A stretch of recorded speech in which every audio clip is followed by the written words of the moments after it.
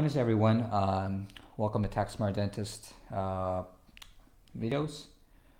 So one of the questions that we get often is asked us about dental practice KPIs, right? So what should those KPIs look like? What do they mean? And so we want to kind of do like a very high level elementary class on what those KPIs are, what should they look like, and where should they fall on, and what to really take away from those KPIs, right? So one of your key KPIs are labor, right? So labor is going to be around 25% typically for most offices.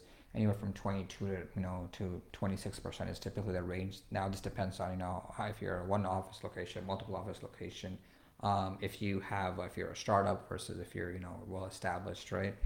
And so that includes non-doctors. So that includes your front desk, your chair side, your assistants, right? And that's typically the range that you're gonna wanna be at. Your lab and supplies are typically going to be around 5 to 10% each. So lab is around 5 to 10%. Supplies are going to be around 5 to 10%. Those typically should remain steady. And then the rest of your overhead is going to be around 15 to 20%. So 15 to 20% overhead basically means that includes your rent, your marketing, any fixed costs that you have, right? Now, one of the things that's when doctors start looking at KPIs and they get very into the numbers is that, okay, well, I have to stay below this number at all times. That's not true. It depends on what stage of their practice you're at. Example, if you're starting out, then I'm gonna expect your overhead to be much higher because your collection number is lower. Number one. Number two, you should be spending a lot more money in marketing, right? Which is one thing we see most dentists don't do because they're afraid of the marketing costs, right? So your marketing costs easily, where normally it should be, 5% or less, it easily could be, 10% of 12%, 13% of your total collection number. So that is going to inflate your numbers. So if you're looking at your financials and your KPIs as a startup, you're going to kind of be like, okay, well, I'm doing a terrible job. But no, really, that's where you should be. You should be really heavy in the marketing, and your overhead is going to look a lot bigger because your collection is lower and you're spending more money.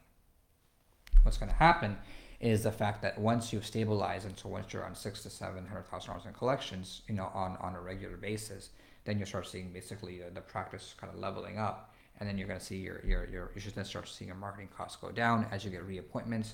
Your existing patients are referring more patients. Your existing patients are coming in for their regular cleanings and their regular exams, and so you don't need a bigger patient base as quickly. You're growing organically at that point in time. And so, what does profitability look like before doctor compensation? That's going to be around 45 to 55%. It's going to be your doctor comp, your profit before doctor comp, right? And doctor compensation is anywhere going to be between 25 to 35%, depending on the specialty and depending on if you have a daily rate or if you're hiring a contractor as a percentage of collection. If you have a daily minimum that you're paying them, if you're paying them a daily minimum plus a production bonus, that's going to range in that 10% range. So your profitability for the office is going to be if you basically count doctor pay in there, or if you pay yourself that amount to really make the business give you a true profit number, it's going to be anywhere between 12% to 20%. Now your very highly efficient offices, we've seen them at 25, 27, 28%, right? And then you've seen more not offices that are not as efficient, but they're already stabilized. I mean, the fact that they're not in the growing stage anymore. They've already grown, they're already matured, but they're still operating inefficiently. Those guys are on your 7% to 12, 13% mark, right? And so they have more room to basically improve their internal operations. So why are KPIs really important? Because just like you guys, when you guys have an X-ray, then you can make a treatment plan. So let's talk about a treatment plan. What should that look like? Do we need to address labor? Is that too high? If labor is too high, am I paying market, or is the fact that my collections are too low? Right? I have more capacity, but we're not being efficient.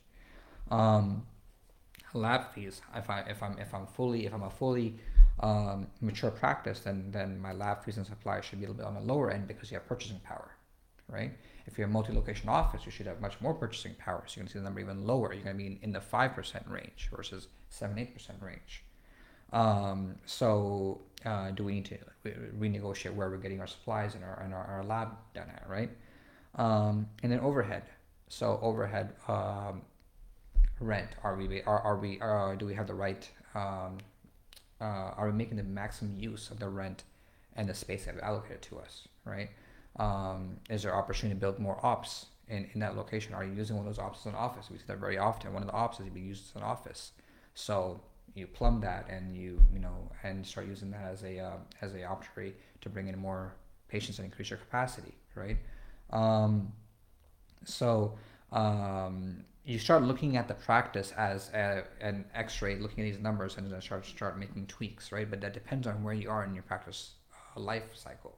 If you're in the younger life cycle, then yeah, your numbers are going to look all out of whack, and you really have to just focus on one thing, which is, am I growing my collections, right? In the early stages, am I growing my collections at 20% a year or not, minimum, right? You should be growing at 20% a year minimum until you're hitting at that 650, 700 plateau, and then you start basically growing at a smaller rate, typically, right? Now, if you're doing a lot of marketing still and you have a lot of room to grow, if you're still can maintain 20%, awesome, right? Um, and so if you're in the early stage, then you're basically just going to focus on the only number that really matters is collections and how much I'm putting into marketing, right? Because are those marketing dollars paying off? That's what really matters. When you're a mature practice, then you're looking at, okay, what tweaks do I need to be making to my profitability to make it more profitable, right? To my expense ratio. So if I'm not, if my profitability is lower, is it something I can fix? Rent is something I can't fix, right? But labor is something I can, and the top line is something I can't. Typically, in a mature practice, the easiest way to increase the profitability is to go by fixing the top line. Well, how do we fix the top line? What incentives do you have in place for your team to meet that top line numbers, right? So the easiest way to add 5% of the bottom line is to add $50,000 more collections to the top line. That's the easiest way, right? Now, how do we do that? If you're going to add 50,000 more in collections to the top line, and you're going to give away 10,000 in more incentive pay, that's a win-win scenario, right? You invested $10,000, you got a $40,000 back rate in return. That's a much higher ROI than you're going to get in anything else that you do. So, that being said, you start looking at your numbers in those manners, and that's why benchmarking, KPIs, and goal setting is very important. We'll do more future videos where we'll kind of talk more into detail about what does that look like, and what are the things that you should be looking at to maximize your practice value. That's all for today. Have a great one.